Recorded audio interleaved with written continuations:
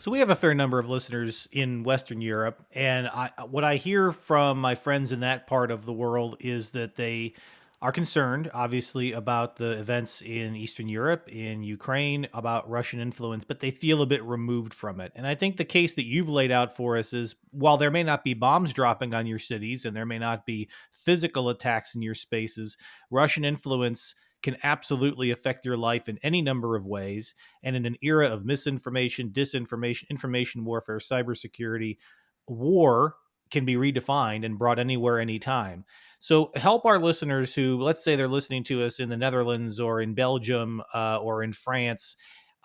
Help paint a picture for them about what Russian aggression could look like in the coming years. Well, first of all, there isn't one war. There isn't one way of fighting a war. This is a war with many fronts, and Russia is fighting all of them simultaneously.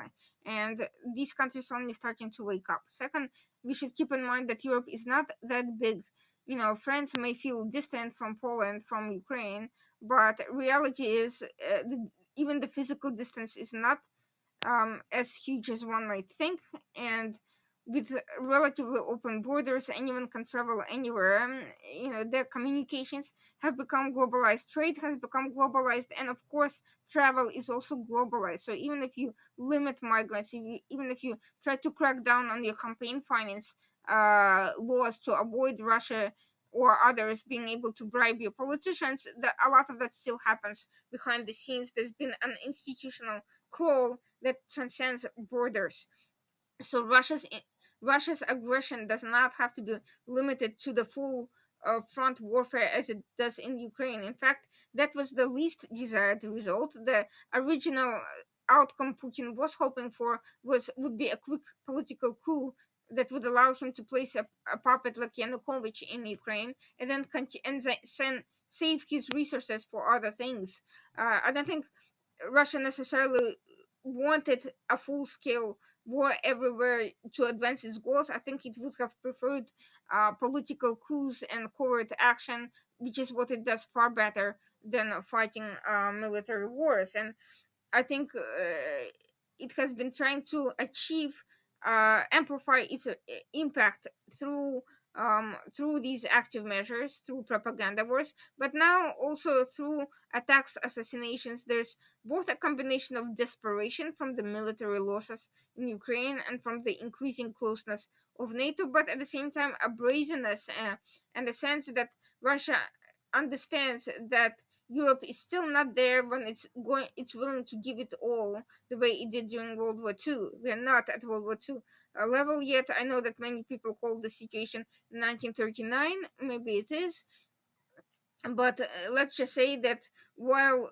European states have been trying to build up the militaries, they're not at the point where they're willing, ready, or able to commit individual forces to stop Russia's aggression away from their own borders.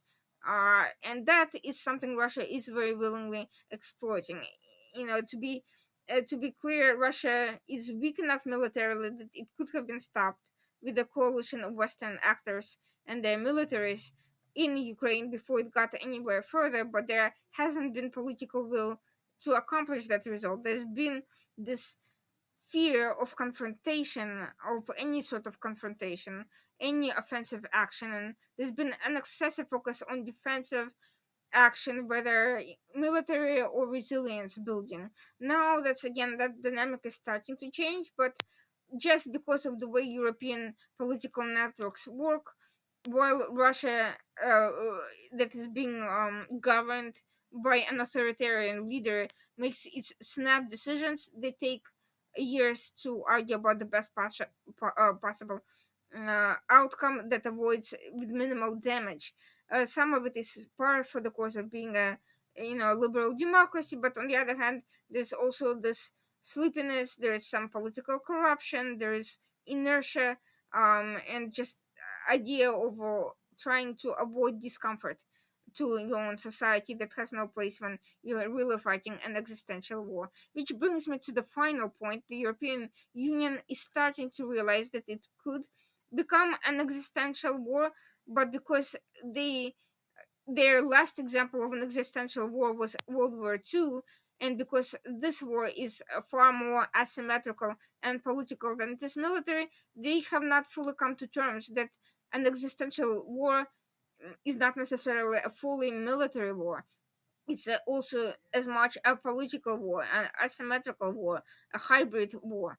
And until they make the realization that the war is existential, that Russia does intend to destroy the Western civilization through any means, and most likely not through the military means, they will not be putting out the resources and the time and the radical solutions. By radical, I don't mean extremist, I mean out of the box, innovative, and best fit to the current circumstances rather than outdated and stuck in the Cold War era.